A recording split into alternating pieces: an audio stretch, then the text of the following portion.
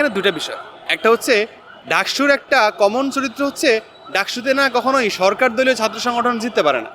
অর্থাৎ সবসময় এস্টাবলিশমেন্টের বাইরে যারা থাকে তারাই দেখা যায় অধিকাংশ সময় তারাই আসলে তাদেরই আসলে বিজয়টা হয়। এটা একটা বিষয়। আরেকটি বিষয় হচ্ছে আর বর্তমানে এমন একটি প্রেক্ষাপট, এই প্রেক্ষাপট হচ্ছে কি দেখেন ডাকসুতে যে ফলাফল আসবে কিংবা ডাকসু নির্বাচনটা যেমন হবে তার উপর কিন্তু দেশে পরবর্তী জাতীয় নির্বাচন এবং তার পরবর্তী রাজনৈতিক যে পথ পরিক্রমা তার একটা বিশাল একটা প্রভাব থাকবে। সে কারণে দেখেন এই দুটো বিষয়ের কারণে একটা হচ্ছে যে রাজনৈতিক দলগুলো ডাকসু দিতে খুব স্বাচ্ছন্দ্য বোধ করে না, কারণ তারা জানে যে এখানে তারা হেরে যাওয়ার সম্ভাবনা অনেক বেশি থাকে। আরেকটি বিষয় হচ্ছে এই দ্বিতীয় বিষয়টা, তার ফলে এই ধরনের একটা অনিশ্চয়তা তৈরি হয় যে এবার যদি না হয় তাহলে সামনে হয়তো আর কয়েক দশকেও হবে না, যেটি আমরা আগেও দেখেছি যে 3 দশক পর ডাকসু ইলেকশন হয়েছে। এবং এটি আপনি দেখবেন যে এখন যে সময় আমি মনে করি যেটা হচ্ছে সবচেয়ে মুখ্যম সময়, ঢাকা বিশ্ববিদ্যালয় একটি খুবই সুষ্ঠু খুবই নিরপেক্ষ একটা অংশগ্রহণমূলক একটা নির্বাচন উপহার দিয়ে জাতিকে একটি ভালো নেতৃত্ব উপহার দেওয়ার সময় হলো এখন সবচেয়ে উপযুক্ত সময় ঢাকা বিশ্ববিদ্যালয়।